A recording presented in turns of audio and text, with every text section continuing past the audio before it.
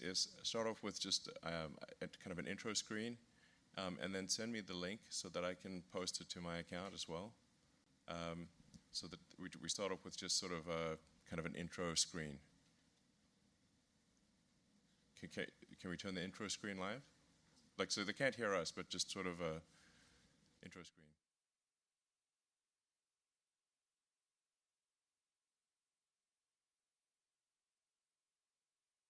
Right then. Well, it's not only that we're live. Jumping at the deep end. You know, I think the important thing to tell people is this is not deep fake. This is really the two of us. Yes, this is actually us. Wait, how do we know it's not deep fake? I don't know. I was going to ask you that. Possible. Welcome. It's an honor to speak, and I think people are going to be very interested in the conversation. We've spoken a number of times over the years, and had a lovely breakfast at your place in Israel, and it was wonderful to have that conversation. Well, I came out of it and I said to my wife, Sarah, this guy really knows what he's talking about. I said, he's the Edison of our time, and I think I probably dealt you a sort of a backhanded slap because what about the Tesla of our time? Yeah, I think got a long way to go before I anywhere near Tesla, I think. Yeah, it was a great conversation. We touched on a number of subjects, so we're at a very interesting juncture in the world from a technology standpoint. If you say there's so many things happening, if you were to plot the various types of technology on a chart, the modern era, and I'd say even just like really the last 20 years, certainly the last 100 years from the dawn of human civilization, the growth of technology just looks like a wall. Technology is improving at sort of a hyper-exponential rate, and we obviously want to make sure that the technology is something that benefits humanity and to the greatest extent possible. And we're going to go in depth into artificial intelligence, which is potentially the biggest civilizational threat. I say potentially, so I'm trying not to be sort of a scaremonger or something. But when you're talking about having something that is an intelligence far in excess of the smartest human on Earth, you have to say, at that point, who's in charge? Is it the computers or the humans? There's some interesting ratios that I think are quite profound, like one of them being the ratio of digital to biological compute. So if you take also all the human brains and then all the computer circuits, and you say, what's that ratio? The ratio of digital to biological compute is increasing dramatically every year because the population of Earth is fairly static, but the output of silicon is dramatically increased. Basically, at a certain point, with the percentage of compute that will be biological is very small. Anyway, some of these technologies, and I'm a technologist, and I bear some responsibility for the creation of artificial intelligence, at least a little bit. And I think we just want to make sure that we're guiding things to a technological, a positive future, and reduce the probability of a negative one. Well, I call it the blessing and the curse. 3,500 years ago, when Moses steered the people, the children of Israel, to the promised land, and he was standing outside, and he said, "You're going into the promised land, and you're going to find a choice between two things, a blessing and a curse." And he said, "You better choose the blessing," which was the blessing of life, and not the curse of death. And I think in many ways we stand today at a juncture for all humanity where we have to choose between a blessing and a curse. The blessings of AI are amazing, and we see them already in Israel. We see them around the world. You can see the addition of decades of life to the human lifespan, precision medicine, dedicated to every person's genetic composition. Robots, I know you know nothing about this. Robots who care for the elderly. I think you're making some of them here. You could have precision agriculture and autonomous factories that create abundance beyond our imagination. What you call the end of scarcity, which is a departure in human history. You can have all these blessings. You can have the end of traffic jams, with subground, above ground, and in the air, AI-driven vehicles. All these things that are real promise, but at the same time, you've got the curse. And the curse could be manifold. It could be the disruption of democracy, the interference, the manipulation of minds, crime syndicates, AI-driven wars that go uncontrollable, and what you said just now, which is the stuff of science fiction. I mean, we used to read these things. We used to read Isaac Asimov, that machines will control humans as opposed to the other way around. And I'll tell you the worst thing about it is what you said earlier, which is that the pace of change is increasing so fast. I mean, it took us, centuries at least to adapt to the agricultural revolution. It took us maybe a century to adapt to the industrial revolution. We may have just but a few years, and that we're running out as we speak, to adapt to the AI revolution. And I'm not sure that we are, certainly not in curbing the curses. And as a leader of a country that is an AI player and could be a big player if we have our way, and I think we will, then we want to increase the blessings for not only for ourselves, but for all of humanity. We've done that with other technological innovations that came out of Israel, and many other places. But the real question is, what do we do? What do we do internationally? What do we do globally to contain the threat? So if you were, well, you can't be president of the U.S. Last time I checked, right? But assume you are. Not officially. Not officially. Okay, so you're the unofficial president. What do you suggest we do to curb the curses and increase the blessings? Well, that's what part of this discussion is about.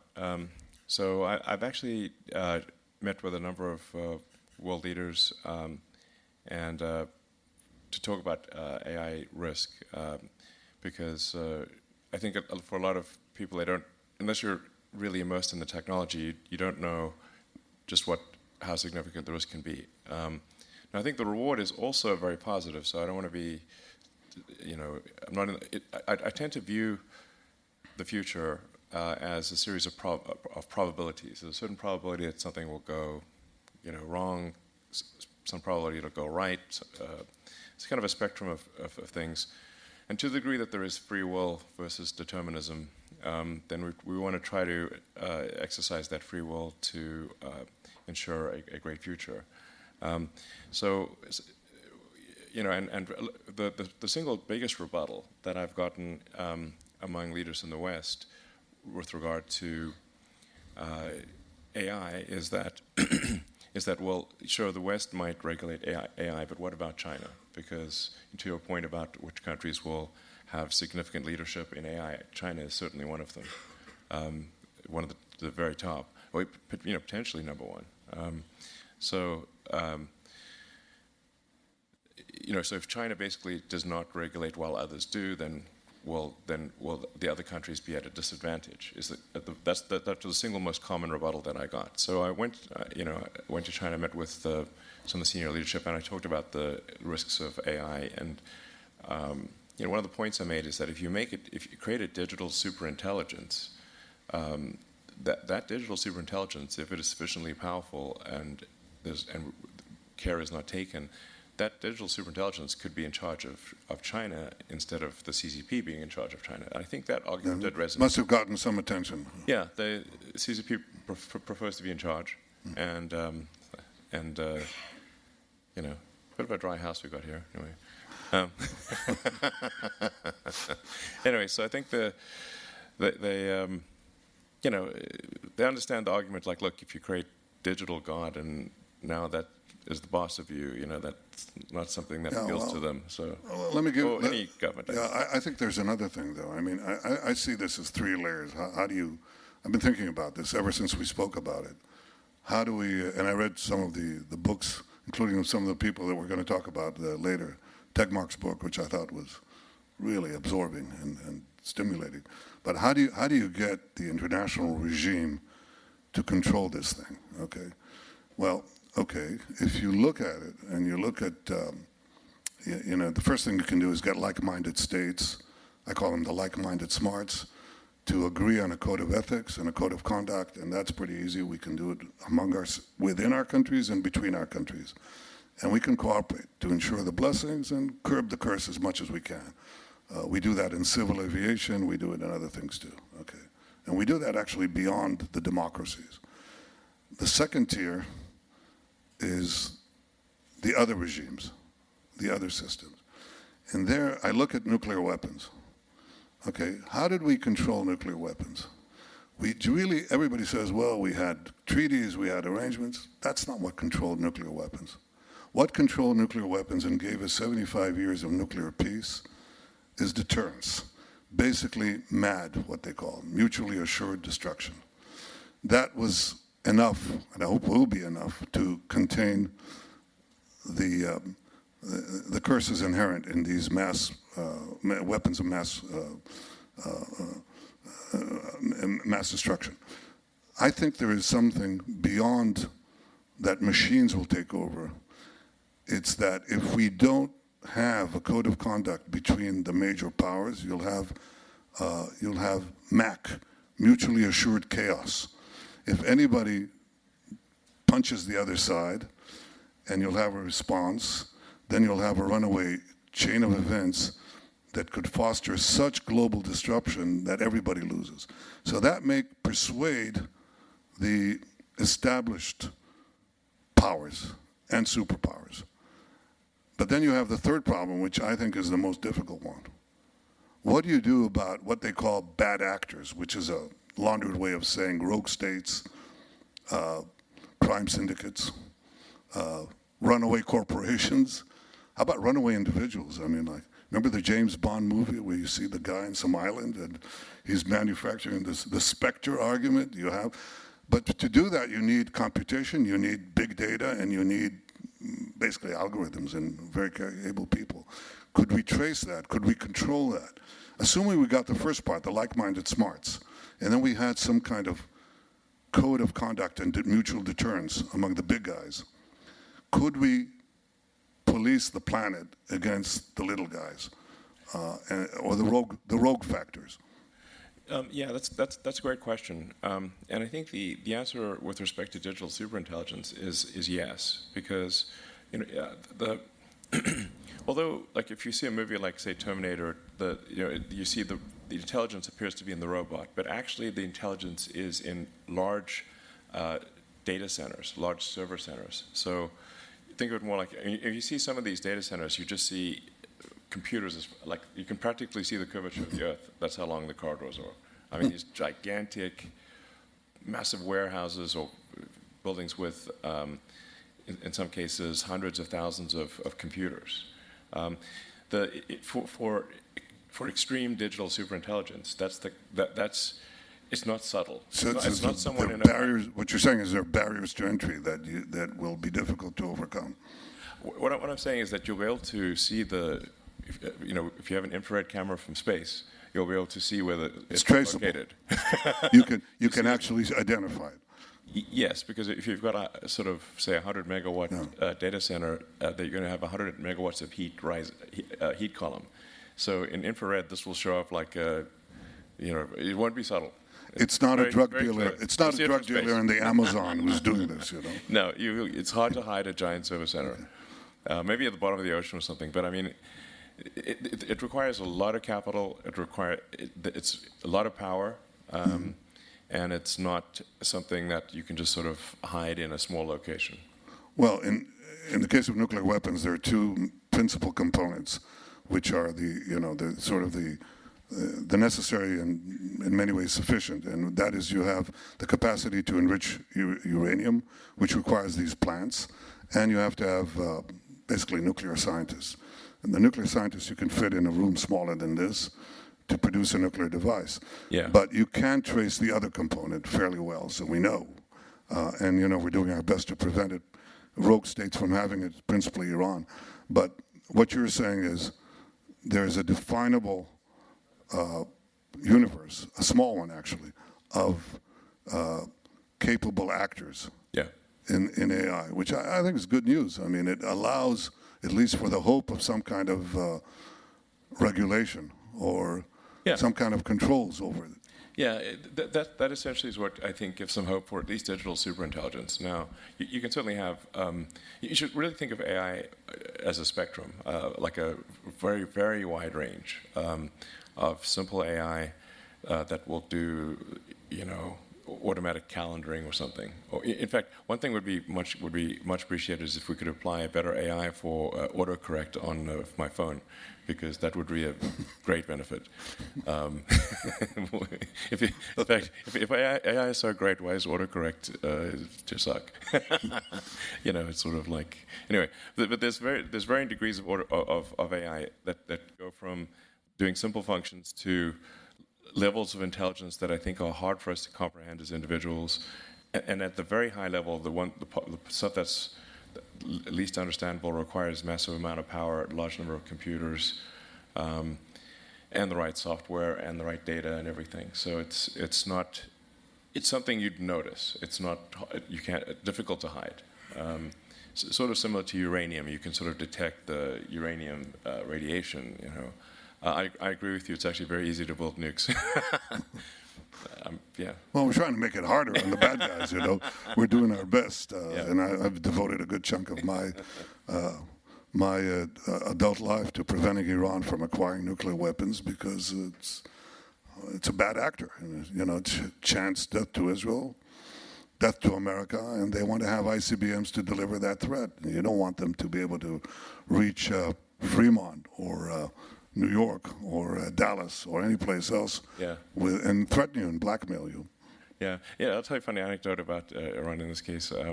So we got permission from the U.S. State Department to turn on Starlink over Iran, and so there's a few people are using it, and we got a sort of upset letter from the government of Iran, but actually the letter was so polite that I expected to be sort of angry or something, but it was polite to a degree that I think, like Charles Dickens level polite, and I was expecting to see, P.S. Death to America and Israel or something like that, but they didn't have that. Elon, so I was like, Elon, they try to kill the Secretary of State of the United States and the National Security Advisor. I mean, that's really chutzpah, So don't be calmed by I just thought it was Charles Dickens language. No, it was very nice language, but I was like, sort of, it would have been just, frankly, just pretty epic if it said, P.S., death to America. I was like, by the way, death to America.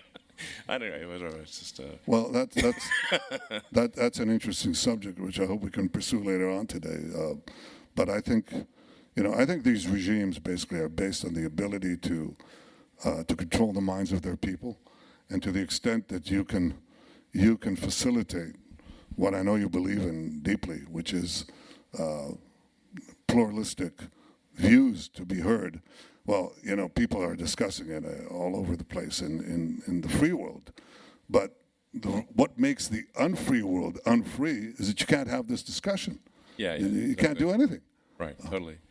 I think it's. I think the founders of the United States, or shortly thereafter, with the First Amendment being free speech, was a very wise amendment, because you said, why did they care about that so much? Is because the places that they came from, they didn't have free speech. So the places they immigrated from, the speech was, the press and everything was very much controlled. And to your point, I think. If you don't have free speech and discussion of often difficult and contentious ideas that necessarily not everyone agrees with, then you don't really. It's very, very difficult to have an effective democracy, or because the people are voting based on the information that they receive, and if they do not know what's going on, or if they're fed a false narrative, then they cannot make their vote. They cannot vote sensibly because they don't have the information. Well, I know your commitment to free speech. I respect that because I think it's an integral. It's the foundational thing of democracies, really.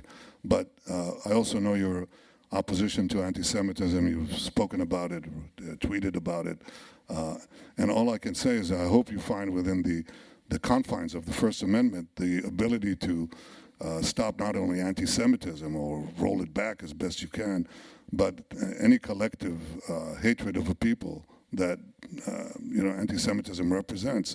And I know you're committed to that. I hope you succeed in it. It's not an easy task, but I encourage you and urge you to find a balance. It's a tough one. Yeah, I mean, I think generally, I'm sort of against attacking any group. Doesn't matter who it is. I'm in favor of that which furthers civilization and which ultimately leads us to become a spacefaring civilization, and where we understand the nature of the universe. So we can't do that if there's a lot of infighting and and hatred and negativity. So obviously I'm against anti-Semitism. I'm against really anything that is that promotes hate and conflict. And I'm in favor of that which helps build society and take us to a better future for humanity collectively. So, and now this sometimes is this like, and I think one can actually argue that really everyone should have this view. All it requires is long-term thinking. And if you're long-term thinking, you say like, okay, well, so basically you can say like, even if, hypothetically, if someone is, say, completely self-centered, well, it's like, well, how would you feel about if you didn't have civilization? It's very easy to figure that out. Just go into the forest with nothing and see how long you want to live there. Just watch an episode of Naked and Afraid. And see how long you live. You may die very quickly. Yeah, no, exactly. So it's like civilization turns out is pretty nice, actually. We may quibble about civilization, but it's easy to experience not civilization by just going into some place where there are no people and seeing what it's like, and you very quickly come back to civilization. So. Unless you're Ted Kaczynski or something, So you like living in the forest. So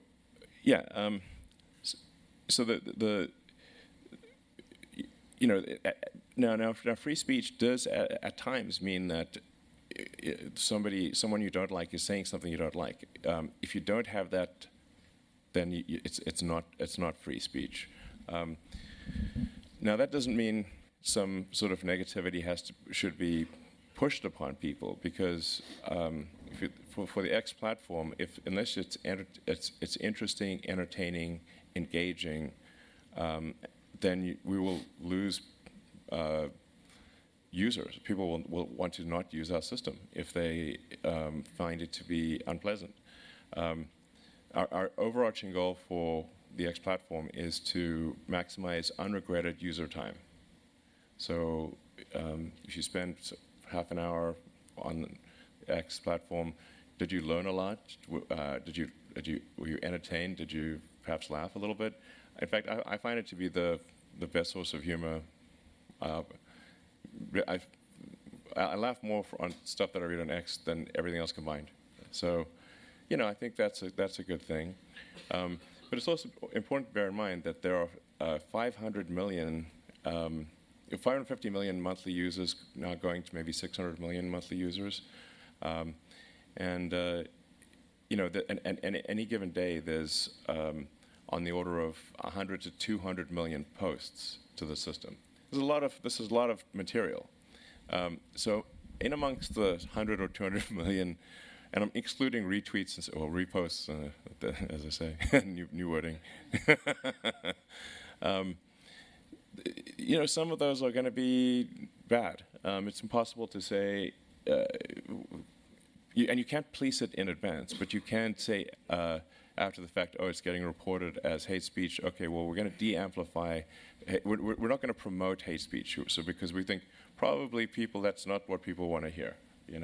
Well, I think the other thing is that it doesn't stop you from coming out as you have and as I do on every possible forum and condemn anti-Semitism. You know, it's just this collective hatred of a people. You say they have to be banished. They don't have a right to exist. They don't have a right to a state of their own, and so on. And the vile things that are said, I don't care if they come from the hard left or from the hard right or white supremacists or, I don't know, ultra progressives.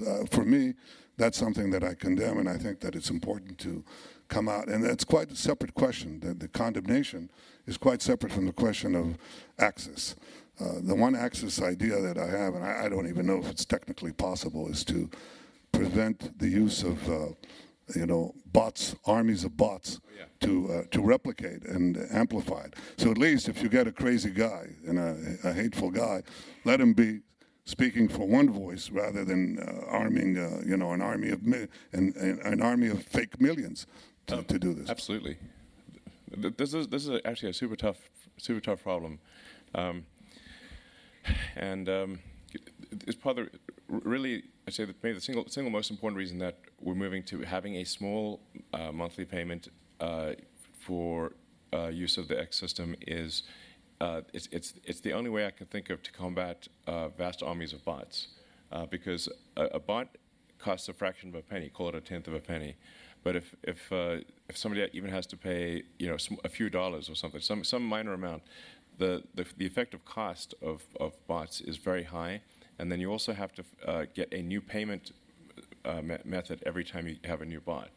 So that actually, the constraint of how many different credit cards you can find, even on the dark web or whatever, and then prioritizing posts that are written by basically ex-premium subscribers.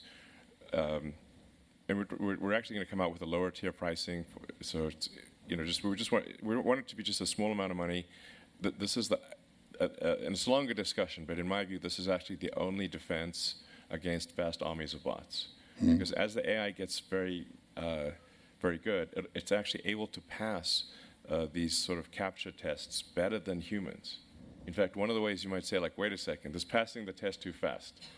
That must be a robot. It must be AI, because a human would be much slower. But you're saying that all these things are happening at such a rapid exponential rate that our discussion, the means we're talking about, we're really so far behind the curve that we're not really addressing as leaders of technology, leaders of nations, leaders of technological nations.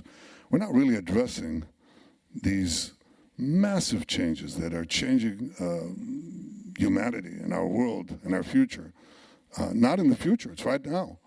And we're not dealing with it. And I'm I'm coming here to talk about what we do because, nobody's done it before. Usually, I'm a fairly, I don't want to say I'm a lazy reformer. I helped reform the Israeli economy from a semi-socialist economy to one of the most vibrant free market economies, but I could do that by saying, look, let's look at what the successful countries did, and it was pretty easy. You could copy market economies. That was pretty easy, hard to do, but easy to conceptualize. When we had to deal with cyber, there was no model, and we just went along, changed ourselves as we went along, and figured out how to make Israel, one of the leading cyber powers to protect ourselves. Yeah. But when I look here, there's really no one to look at. So I came to you, and I look forward to the meeting we're going to have in a short while to talk about what's the model that a democratic country, and I have to say Israel will be always a democratic country, does a democratic country do? How does it cooperate with other democracies? How does it cooperate with other nations to get a handle on this? I don't want to say this demon that has been released. You didn't create a demon, don't worry. But you created the blessing, and it's got a curse next to it. It doesn't come free. And I think we don't have much time. And I think this is the single most important development in our lifetime, and in many ways, perhaps in history. So we don't have much time to deal with shaping our future, and that is that is really my greatest interest for my country, but not only for my country, for everyone.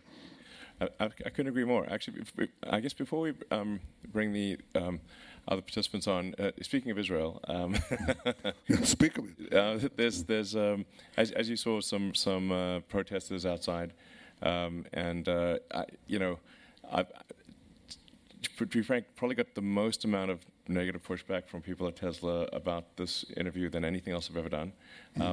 So if you could take a few moments to address, Sure. I think it's primarily the judicial reform question. Sure. Yeah. Well, it's a good opportunity to tell people who are protesting to at least so they know what they're protesting about, because I think many of them don't know, and there's a concerted effort to make sure they don't know. Look, the first thing I'd say is repeat what I just said a minute ago. Israel was, is, and will always be a robust democracy, but it's changed its, I would say, its character subtly and imperceptibly about 3 decades ago. And I'd say this all goes back to a very a very bitter day in Athens about 2,400 years ago. Okay. There's this, that's where it starts. Okay. I told you history has its roots. Well, there's this brilliant 28-year-old man who sees his beloved teacher forced to drink a cup of hemlock, Socrates. And he says, and it was forced by the Athenian Assembly, the democracy of Athens. And Plato says, and that's a 28-year-old man, he says, what is this crazy system, this democracy? There has to be a better thing. And the better thing, he says, is a utopia where the philosopher is king. You know who the philosopher is? It's Plato. It's Plato. Yeah. And he says, how will he govern?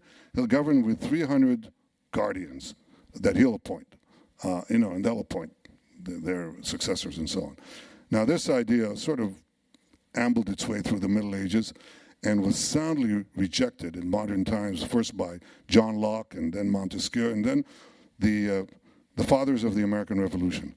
I mean, the curious thing was, Plato said you have to have elevated people, enlightened people to rule and not the masses, right? But then you had these brilliant people, Madison, Hamilton, all these guys, and they said, no, it's not the enlightened people. The people rule. It's we the people, not we the elites. We the people rule.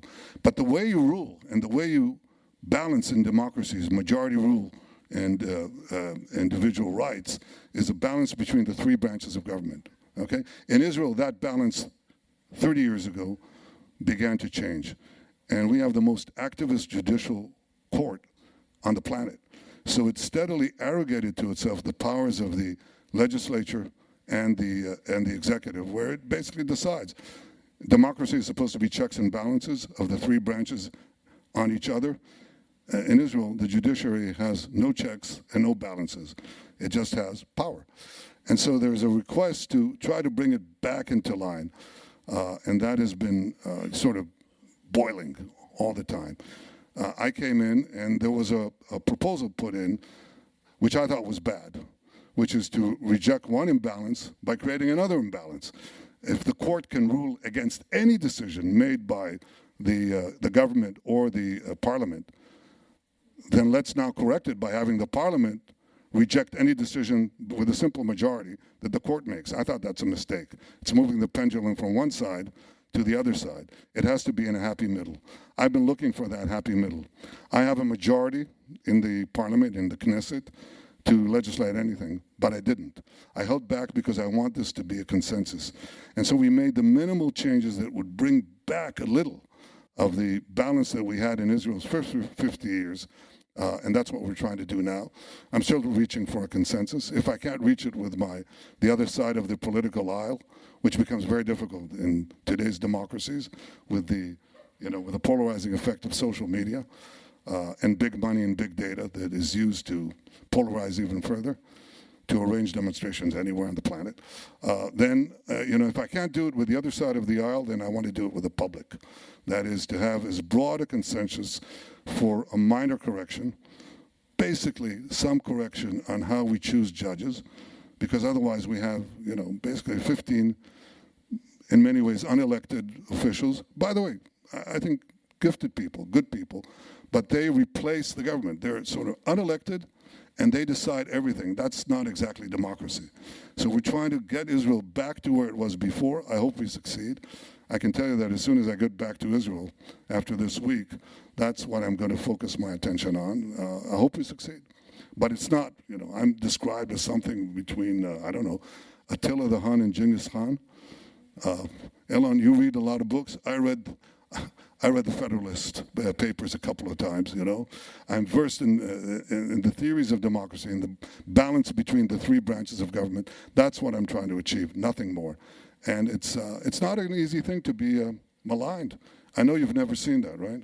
No, you've never I have no idea experienced what you're talking about. Yeah, no, me maligned, never.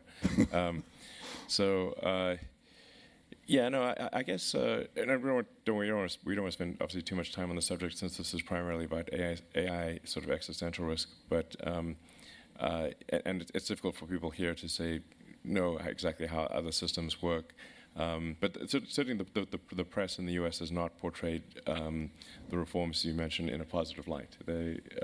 Well, especially the New York Times. I mean, they're in a fantastic obsessive campaign, but they usually get it wrong, so it's not important. So, I mean, in the U.S., like the courts cannot really produce new laws, but they can Nullify. Provided it's against the Constitution. Exactly. Right. Exactly. Well, in Israel, we don't. In Israel, we supposedly have basic laws that constitute a constitution. Now the debate in Israel is whether the court can actually change the basic laws. And it's a big debate. I don't want to get into that and get people into this, but there's always a balance. You know the way you balance the power of the people, the majority, with the court in America is that the politicians choose the judges. Okay, that's something that creates constant tension, obviously, including today. But that's built in the democracy. There's tension between the various branches of government. You have to resolve to make sure that you're somewhere in the middle and not in one of the extremes. And that's what I hope I can achieve in Israel. So that's, and I think it'll come out. People will see that Israel was a democracy and will be, in my opinion, a stronger democracy after the dust settles. Sounds good. It's easier than AI. Yeah, sounds good. Well, great. I guess back to AI. Is this the proper time to bring the other people on? Only after you answer one of my questions I wanted to ask you. I want to ask you two questions. Okay. First one is, who's the person that most influenced you? Well, I've been influenced by a lot of people. I've read a lot of books. I'm somewhat of a voracious reader of books. I would say probably Douglas Adams' Hitchhiker's Guide to the Galaxy would be the single most influential book, which is really a book on philosophy disguised as humor. So that'll probably be my number one. I mean, I think Lord of the Rings is one of my favorite books as well. Asimov, the Foundation series was actually helped inspire me to try to make life multiplanetary. Because I think that improves the probable lifespan of civilization. What about you? Well, the person who most influenced me was my father, who was a great historian. Yeah. And he was also the editor. You might find this interesting because you read encyclopedias. He was the editor-in-chief of the Hebrew Encyclopedia. So he was sort of a polymath. But I once asked him when I decided to run for the prime minister, and this is a few decades ago, because I've been reelected 6 times. So I asked him, Father, what is, the most essential quality that you need to be the prime minister of Israel? And he said to me, well, what do you think? And I said, well, you have to have a vision, and you have to have the resolve and flexibility to achieve it. And he said, well, you need that for anything. And I said, so what is the most essential thing? And he said, a word that surprised me. He said, education. You have to have a broad and deep education. Otherwise, you'll be at the mercy of your clerks. Otherwise, you won't navigate the course that you want to reach. You'll be navigated to the course they want to reach.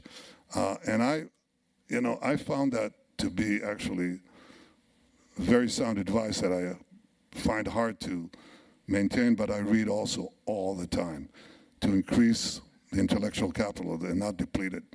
And I think that also makes life more interesting, as I'm sure you do. We both, I think you read more books than I have, but I try to read a lot. Yeah, well, I think that generally would be good advice for kids or adults, frankly, is just to read more. Who reads today? Do people read? I know. And unfortunately, I think reading has taken somewhat of a hit. That's because people read tweets. That's what they do. Well, they watch TikTok videos live, which it's not, you learn something, I suppose, but there's much less reading. And the things that I think if I'd had the internet back then with the great movies, video games, and that kind of thing, I would have read much less than I did. I kind of read the encyclopedia out of desperation because I didn't have anything else to read. You read the whole encyclopedia? Yeah, pretty. I'd get something that I'm not that interested in, and I'll skip past it. So, but yeah, pretty much. That's desperation. Well, it's desperation. No, it's just like I'm running out of books. Well, so, but I think it was probably a better encyclopedia than the one these digital encyclopedias today, which are unfortunately are edited in ways that are not, that don't necessarily bring out, the balanced views of things. Yeah, I mean, the fun thing about, say, like Wikipedia is, like there's an old saying, like history is written by the victors. It's like, well, yes, but not if your enemies are still alive and have a lot of time on their hands to edit Wikipedia. History is written by the people who can harness the most editors. Yeah, I mean, the loser has just got a lot of time on their hands, and so what are they going to do? Edit Wikipedia, and literally. So, yeah. Well, should we perhaps bring? Yeah, please. Okay. Let's bring her in. Oh, we're going to take a break. Okay. Okay. So it sounds like we're gonna wrap up this, and then take a break, and then we'll add Max Tegmark and Greg Brockman.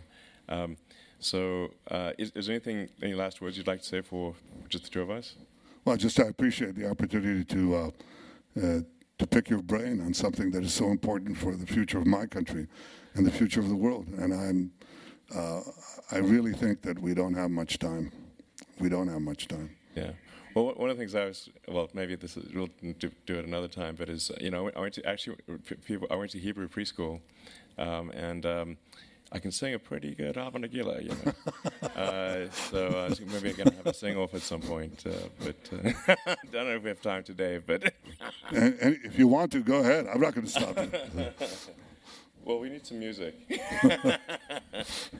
This is where we go into the deep fake. We could have the Elon Musk Hava Nagila.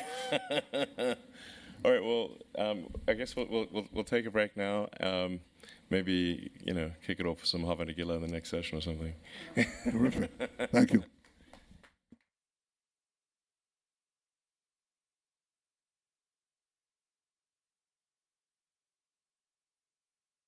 Mic 3, mic 3. Hey, hey, 1, 2, 3, mic 3.